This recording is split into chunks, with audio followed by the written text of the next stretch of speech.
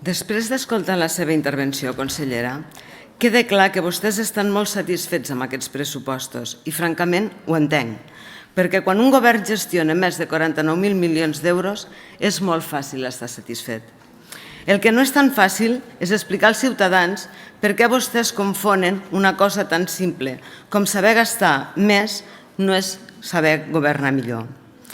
Consellera, si amb els 49.000 milions d'euros del pressupost el país continua d'aquí un temps amb els mateixos problemes, li farem una pregunta, perquè el problema no serà la falta de diners, o que no serà la falta de diners, Silenci, sisplau. Sobren males intencions. Gràcies, president.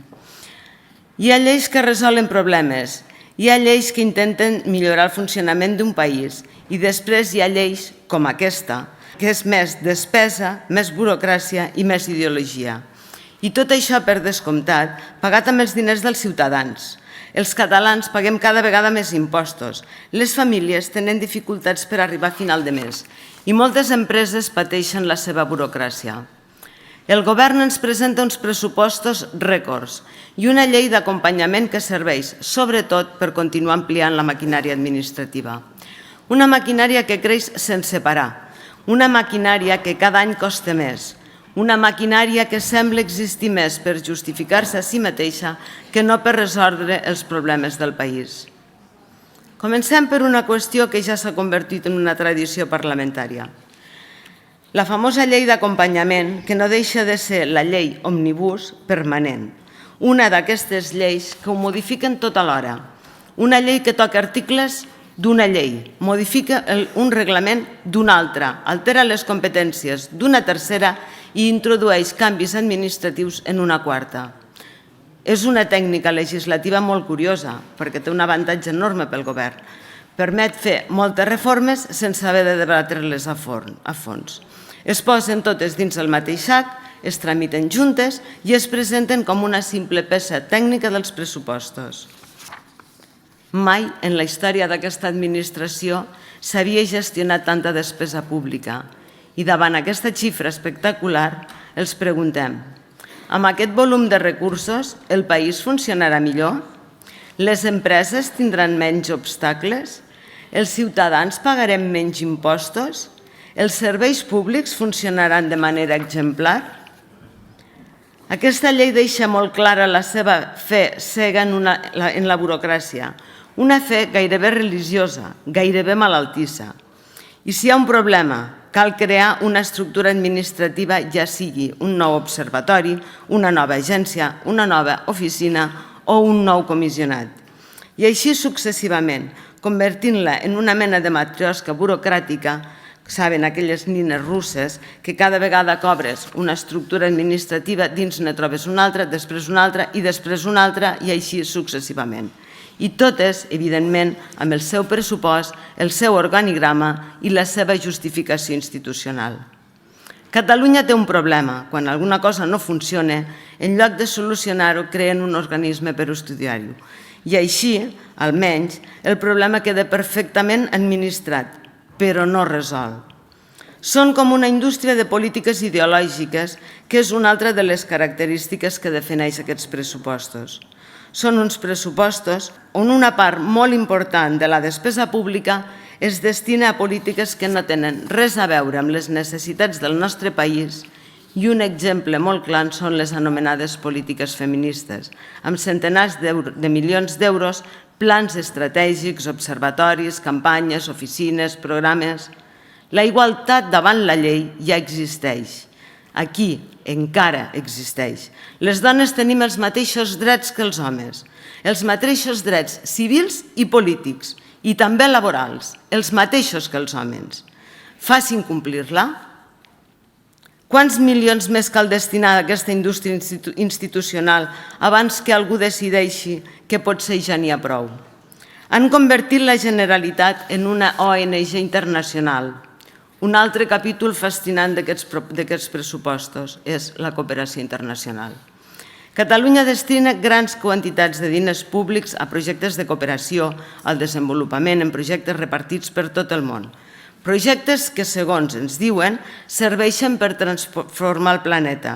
Tot molt noble, tot molt solidari, Tot molt idealista, però aquí mateix, al nostre país, hi ha municipis amb manca de recursos que no poden fer front a les seves despeses ni a donar els serveis als seus veïns.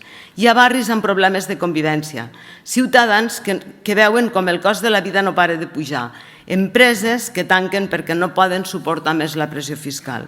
I el govern decideix que la Generalitat ha de continuar actuant com una mena d'ONG global.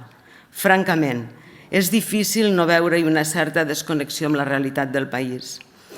La Generalitat sembla que vol salvar el món, però s'oblida de salvar Catalunya. Molts ciutadans tenim la sensació que el nostre propi país no és la primera de les seves prioritats i aquest projecte de llei remarca i assenyala un govern que desconfia de l'empresa i de l'economia productiva, precisament en un país com és Catalunya, un país de petites i mitjanes empreses, d'emprenedors, un país de prosperitat històrica gràcies a la iniciativa privada. Llegint aquesta llei, l'empresa continua sent vista amb una certa sospita. Més regulació, més control, més intervenció administrativa, com si la solució a tots els problemes econòmics fos la mateixa, més administració. Les empreses catalanes competeixen en un món global cada vegada més exigent. Quan els altres països redueixen la burocràcia, aquí la continuem ampliant. En el fons, el problema d'aquesta llei reflecteix un govern que ha perdut el sentit de les prioritats. Som el país de les prioritats invertides. Governem més preocupats de satisfer agendes ideològiques que per resoldre els problemes del nostre país. El que necessita Catalunya és que les institucions siguin properes al poble i deixin de posar traves. Aquest projecte de llei és exactament el que ens esperàvem del seu govern. Volen fer veure que hi ha simplificació i modernització, però continua l'espoli fiscal contra els catalans que treballen i produeixen. Es venen com el gran avanç perquè eliminen 22 taxes. Ja ho ha dit la consellera, quasi que no ho notarem, m'ho crec. La majoria de les quals no les trobaran a faltar. En modifiquen 70, però en creen 3 de noves. Simplificar per amagar millor l'ofec fiscal, continuar mantenint i en alguns casos augmentar discretament la pressió fiscal. A Madrid continuen fent el gran saqueig de més de 20.000 milions anuals d'euros que ens espolien via dèficit fiscal econòmic. Mirat amb una mica de perspectiva, el govern ens explica que aquesta llei acompanya uns pressupostos valents i ambiciosos. Ambiciosos sí, en despesa partidista, en subvencions a entitats afins, en una Generalitat sobredimensionada augmentant els sous del govern amb gairebé 10 milions d'euros anuals. Però valents? Valents ho serien si haguessin rebaixat l'impost de successions, l'impost de donacions, que castiga amb qui, amb el seu esforç, vol deixar en herència als fills o familiars el que han aconseguit en tota una vida d'esforç i treball. O si haguessin rebaixat els trams catalans de l'IRPF per les rendes mitjanes i baixes, o eliminat l'impost de CO2, que penalitza especialment el vehicle privat que necessiten tants treballadors per poder desplaçar-se. En lloc d'això, ens ofereixen deduccions per la participació comunitària a la conservació de la natura. 300 euros per fer bo el jardí ecològic.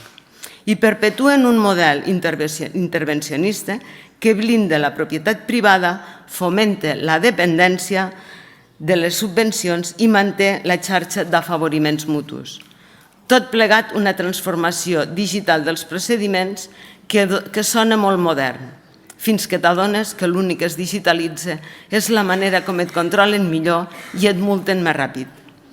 Aquesta llei no és una eina per al progrés de Catalunya, és un instrument per perpetuar el model fallit del tripartit etern, ara amb cara de PSC, que ens ha portat a una sanitat que no arriba als 16.000 milions, malgrat els comptes inflats, a una educació on l'ascensor social s'ha espatllat i a un estat de benestar que col·lapsa sota el pes d'una immigració descontrolada i d'un deute que ens escanya. Aliança Catalana no donarà ni un sol vot a aquest frau fiscal embolicat en paper de regal administratiu. Votarem en contra d'aquest projecte de llei perquè representa tot el que rebutgem: més impostos indirectes, més dependència de Madrid i menys sobirania pels catalans. Tant els pressupostos com aquesta llei d'acompanyament no deixen de ser continuistes i rendicionistes.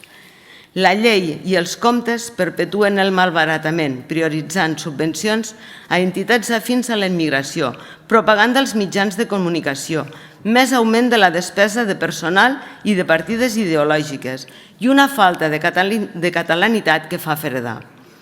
No prioritzant els catalans autòctons en l'habitatge, ajuts i oportunitats i continuant sense abordar l'espoli fiscal ni la gestió pròpia. Amb Aliança Catalana, l'espoli s'acaba i punt. Aquesta llei és en realitat un contracte entre vostès, Esquerra i els comuns per un repartiment de subvencions, acords per poder mantenir el poder, poltrones i endollats varis. Quina sort han tingut vostès amb Esquerra i els comuns? No els ha calgut negociar, s'han rendit abans de començar. Els han sortit una ganga. Mai la submissió havia estat tan barata. Visca Catalunya lliure i sobirana. Bona tarda.